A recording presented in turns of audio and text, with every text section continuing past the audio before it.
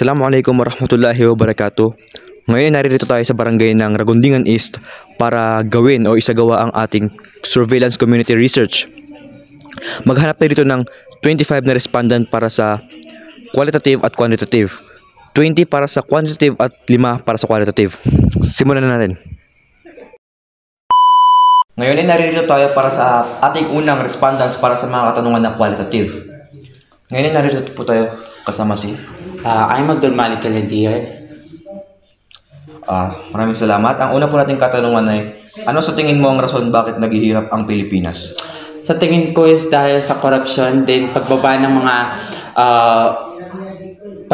ng mga education ng mga tao, at dahil sa mga taong dahil sa nakatapos na sa pag-aaral, yung mga taong unemployment. Maraming salamat. Pangalawang tanong ay, naniniwala ka ba na malaki ang dulot ng unemployment sa pagbagsak o pagbaba ng ating ekonomiya? Oo, naniniwala ko na maaaring malaking epekto sa Pilipinas ang mga taong unemployment kasi dito nakikita yung mga madaming naapekto yung ekonomiya dahil sa mga taong walang trabaho, then naapekto yung mga pamilya nila, then maaari na rin magdulot sa ating bansa ng pagbaba ng kita. Good point. Pangalawa, huling tanong. Anong naisip mong maaaring mga solusyon dito? Ang solusyon dito is yung mga unemployees, maaaring bigyan sila ng mga oportunidad na makapagtrabaho kahit mababa man yung negosyo or sahod nila. Then yung mga taong mababa yung negosyo nila is pwedeng suportahan ng gobyerno. Very on point yung mga sagot niya, no? So maraming salamat po sa pagsagot o pagtulong ng aming research. You're welcome. Ngayon naririto tayo sa ating ikatlong respondent. Naririto tayo kasama si Ma'am Junaira M. Pondiong. Ma'am, para sa ating unang katanungan, ano sa tingin mo ang rason bakit naghihirap ang Pilipinas? Siguro na di ki-implement PPS mga program ko mga netizens. Kanon. Subok dito ba may tuwa kanon na matero. Para sa pangalawang katanungan, naniniwala ka ba na malaki ang dulot ng unemployment sa pagbagsak o pagbaba ng ekonomiya? Oy. Kasi na igira adagal ko mga madaklataw netizens na mapapad kami sa awidakal o government imbis na pagusaran sa funding na minsan na pakagupsiran ko mga awidakal si ko mga communityran. Para sa huling katanungan, ano ang naisip mong mga maaaring solusyon dito? So sa kanon ibarat na kasi madakla ko'y wata.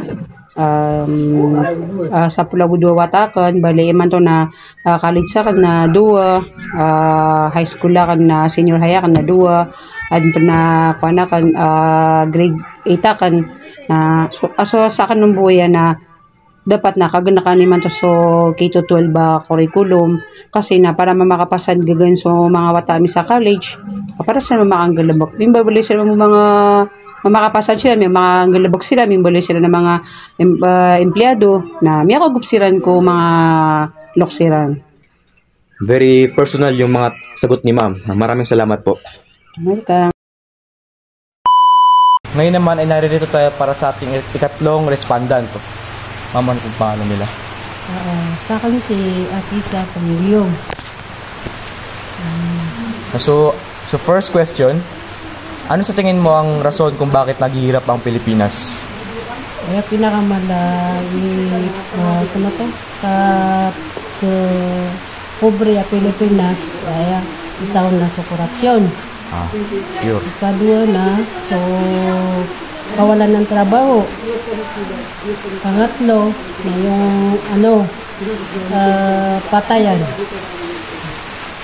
So, ikadua question na, naniniwala ka ba na unemployment na dito sa pagbagsak, nagiging reason ng pagbagsak ng Pilipinas, ng ekonomiya ng Pilipinas? Oo. Dahil sa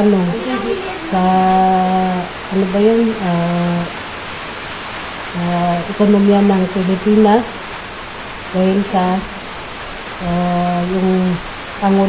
yung presidente natin ay parang hindi niya pinapahalagan yung pagbagsak ng ekonomiya natin. So last question, ma'am, na ano yung maaaring mga solusyon dito para sa'yo? Ang mga solusyon na sound na dapat na maraming mga seminar katulad ng TISDA, mga kababayan, yung mga kagrupo ng kababayan katulad ng mga pagsasagawa ng mga trabaho na katulad ng ano ba yun? So, pananahi, sa TISDA. Yun sa TISDA. Saka, ang pinaka-maano doon, pinaka-importante, yung ano ba yung tawag doon? So, galabo ko man isa na manggulaw lang yan para madeso corruption sa Pilipinas. Maraming salamat. Ngayon naman ay naririto tayo para sa ating ika-4 na respondent. Ma'am, ano pong pangalan nila? Ako nga po pala si Nasrimo Nasruddin. Para sa ating unang tanong, ano sa tingin mo, ma'am, kung ano ang reason kung bakit naghihirap ang Pilipinas? Isang nakikita kong isang rason ay kakulangan sa edukasyon. Kaya maraming Pilipino ngayon na balisa or hindi alam kung anong kukuning trabaho para or makapaghanap buhay para lang matustusan o mapakain ng kanilang mga pamilya. Kasi nga marami ngayon na yung iba imbis na mag-aral is ginagawa nila yung gagamitin sa pag-aral is ginagawa nilang bisyo. Madaming gumagamit ng mga yung tinatawag natin na mga droga or yung ibang nakakasira sa mga kabataan. Kaya in future madaming walang trabaho dahil nga in future madaming walang trabaho dahil nga sa hindi nakapag-aral. Kaya yung iba yung iba walang magawa kundi for example magnakaw or gumawa ng masama para lang mapakain. Pero if yun, kung alam nilang nakapag-aral sila, alam nila yung tama at sa mali. Pero choice naman nila yun kasi nga binigyan naman sila ng chance mag-aral pero ginamit nila sa iba. Para naman sa ikalawang tanong, ma'am, naniniwala ka ba na yung unemployment o yung pagkawala ng trabaho ng mga tao sa Pilipinas ay nakaka-apekto sa pagbaba ng ekonomiya ng bansa? Para sa akin, siguro 50-50 lang kumbaga sa sinasabi nila. Kasi nga, hindi naman kasi pwede na lahat. Kumbaga, do you mean employ yung sa Yung walang trabaho as in? Walang trabaho as in? Yun nga, for me, 50-50 lang. Kasi, minsan din kailangan din natin yung as in, hindi government employee kasi paano kung lahat tayo government employee, paano tayo makakain kung wala tayong magsasaka? Paano tayo makakatikim ng masarap na ulam kung wala tayong mangingisda? At kaya for me hindi ako sa ngayon na ganun, pero yun nga 50-50 ako na makakatulong sa Yung last na question, ma'am, ano sa tingin mo yung mga solusyon dito para sa'yo? Isa sa mga solusyon siguro kailangan natin yung isang tinatawag na yung TESDA Yun, para like yung mga taong hindi nakapag-aral o hindi alam kung anong gagawin para maghanap buhay, may makakapag-guide sa kanila or makakapagsabi sa kanila kung anong mga dapat nila gawin. Also, kailangan din ng sapat na mga seminars para doon. Yun lang. Very kailangan i-comprehend yung mga answer ni ma'am, pero nagigets ko yung point niya. So, maraming salamat, ma'am.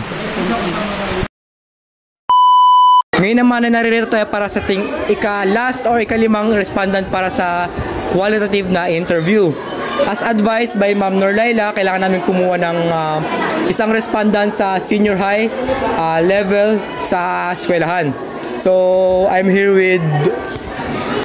Hello everyone, I am Sumayon Domar from grade 12 STEM student.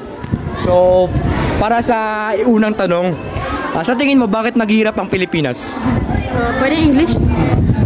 I think one of the leading factors kung bakit naghihirap ang Pilipinas is firstly corruption. Very rampant dito sa Philippines yung corruption, and that is why it is one of the factors kung bakit hindi umuunlad yung ekonomiya sa Pilipinas. Next is we are prone also to natural disasters. Say for example, yung mga typhoons, I think more than 20 yung na-experience natin na typhoons dito sa Philippines in just a year. And then another one is we have the lack of access to education and healthcare. Hindi masyadong nabibigyan ng pansin yung mga ganong issues. So that is why nagko-contribute din yun sa paghihirap ng Pilipinas. So, para sa pangalawang tanong, naniniwala ka ba na ang nakakasira or nakakapagpababa sa ekonomiya yung pagiging unemployment ng mga tao sa Pilipinas? Apparently yes, I believe na yung unemployment, it has a lot of effect in the decrease of economy in the Philippines, because if people do not have enough job, or for example study lang sila sa bahay, that means they don't earn anything and they also don't spend sa mga bibilhin. So that means wala silang naidadagdag sa economy. So for example, hindi sila nakakapagbayad ng tax because wala silang nasa-spend and wala din silang na-earn. Last question, ano sa tingin mo yung mga maaaring solusyon dito para sa'yo? I think to the sa poverty, I think yung government siguro kailangan nilang magbigay ng more pansin sa mga ganong issues, and as well as provide a lot of access, educational access, healthcare access to the mamamayang Pilipino na makakatulong sa kanila. And also I think because we are entering into this globalization era na, it is more important na yung internet access din, kasi even if you're just home, then pwede ka rin magtrabaho in and outside of the country. So I think those are the things na kailangan pagtuunan talaga ng pansin ng government. And more importantly, it's not just the government, it's not just the government, but also the Filipinos in general to kind of help foster or develop our economy. Very valedictorian yung answer niya. Very top one, very first honor. So, since maraming salamat, Ms. Sumaya. Ngayon dito nagtatapos ang interview para sa surveillance community. Maraming salamat.